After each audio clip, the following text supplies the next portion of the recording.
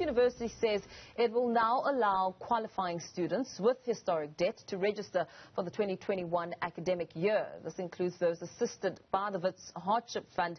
However, students still have outstanding demands from the university. Joining us is Sthembiso Dabula Wits SRC Deputy President. Sthembiso, very good morning to you. Thank you for your time. I know that you will be involved in a meeting to chart a way forward. Some sort of strides have been made in your fight here. Wits University has allowed students with historic debt to now register. Before we get into the deeper aspect of matters, let's talk about your reaction there to that advancement. I think it's a very bogus advancement, to be quite honest. The reason why I'm saying this is mainly because there's a criteria for hardship fund. So what we had wanted as the Wits SRC is to have all students register. Wits is claiming that 97% of students have already registered, meaning that only 3% has not registered, right?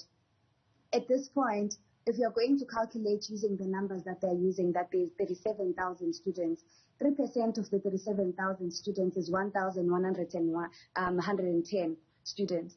So what we were saying is to say that it's such a small amount of students that need to register, so they must have a blanket approach and allow everyone to register. So in them only allowing the ones that apply for hardship fund to register is really disingenuous. The reason why I'm saying this, it's mainly because if they do not meet the criteria set out by the hardship fund, they are going to be rejected. Yesterday I was with a student who came to my office to say that, so what's going to happen with me because I applied for hardship fund, yet I was rejected for hardship. Does it mean that I'm not going to be able to register? So I think it's important for me to also share the criteria for hardship fund. One, if you don't have 50% average, it means that you can't be funded or hardship fund cannot assist you. Ne? And with this 50%, it affects students who are academically excluded. These students were academically excluded on the basis that they were exposed to terrible deprivations at home. They did not have electricity, they did not have proper internet. Others didn't even have laptops, and those who had couldn't even adjust to the online learning system. So as a result, a lot of students got to fail or didn't really do well, and they were academically excluded. So what Wits does is to give you an opportunity to appeal. So they appealed and they were brought back to the system, but now they lost their funding. It means that hardship fund won't cater for them. What do we do about these type of students? Two, we have students who are non-degree students who are doing post-grad diplomas, certificates. These students are not catered for when it comes to hardship fund. So what do we do about these students as well? So what I'm trying to raise and to conscientize the people about is to say that majority of our students are still not going to be accommodated. Today, 5 students in the morning came to my office saying that I did not apply for hardship fund, mainly because I did not qualify for hardship fund. I'm not in the SRC list, mainly because I was in KZN. I couldn't send an email or try to reach out. And I heard on the radio that Wits is allowing students to register. Where do I go?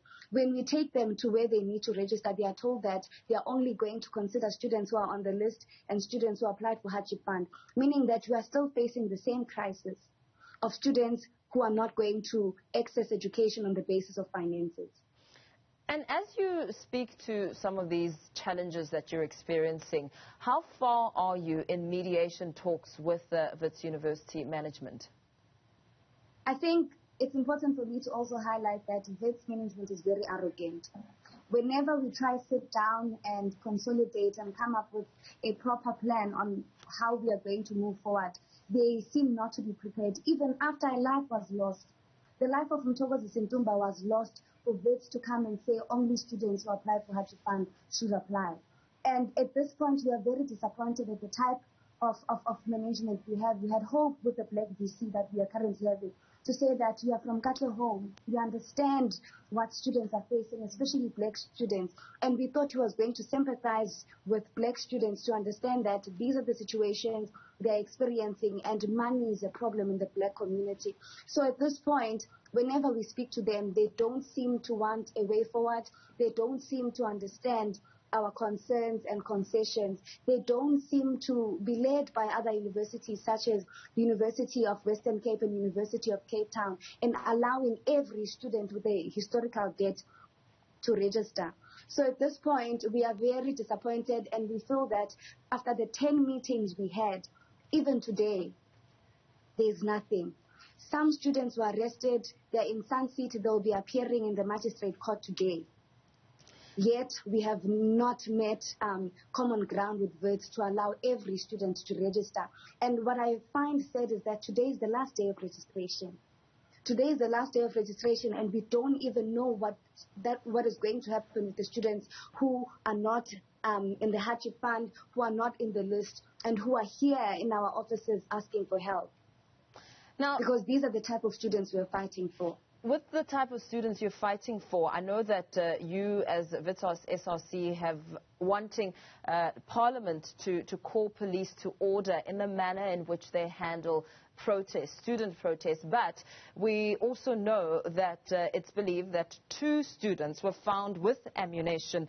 What does this now do for your cause and what you wanted to achieve with these protests?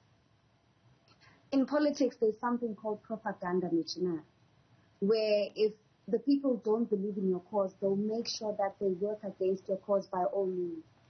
Where do students get live ammunition?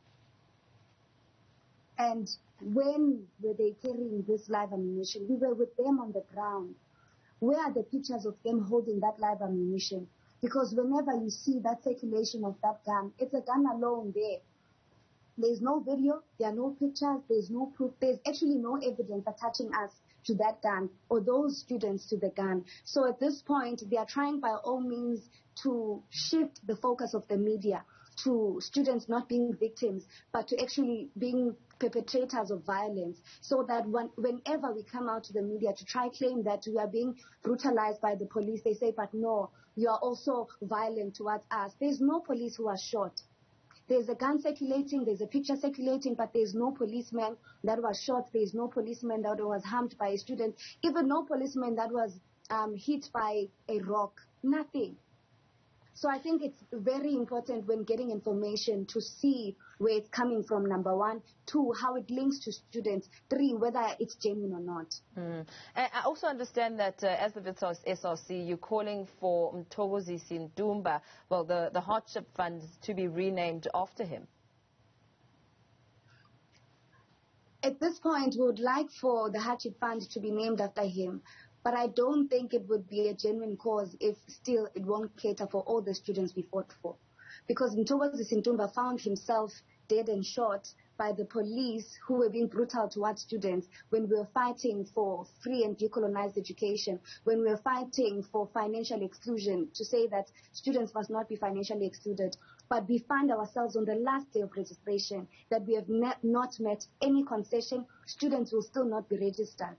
So at this point, I don't really know how to move with that. I don't think that is going to give Mthokozisi an honor if the university will continue to be disingenuous in their acts. And what's going to happen today as you attempt to have some sort of meeting to chart a way forward? We are going to take the list of students who are coming to our offices, and we are going to sit with SET to say that, senior executive team, you are saying that it's only 3% of the Wits University students who have not registered. But the numbers on the ground don't seem to prove whatever you are saying. And these are the students that need to be registered. Can we talk about these students that we have here? Because at this point, being on the ground, chanting and going forward on the last day doesn't seem to be of persistence. So the least we can do is to be available on our offices and take the names of these students and go submit and try to chant a way forward with the senior executive team. And when it comes to an external mediator, how are things looking on that front? They are looking well, but the tricky part is that it would have worked if registrations were going to be extended. What we were calling for as the Wits SRC is to say that the academic year should start on the 30th of March and not now. And we did not even get to discuss that because Wits management is very arrogant and they didn't even want to meet the first concession of saying that all students must register. So that conversation was suppressed and we never really got to discuss it. But going forward, in the senior executive meetings that we are going to have with the Wits management, we will have to seek for a mediator. Maybe our black parents, our mothers, domestic workers who are going to conscientize them, who are going to make them feel sympathetic towards us, because it seems as if whenever we go to them as students, as struggling students, it's not enough. It's really not enough for them. Very well. Thank you so much for your time. We're going to have to leave it there for the sake of time. Wits SRC Deputy President Sthembiso Dabula there talking about some of the grievances that they're hoping to raise with management as the Wits SRC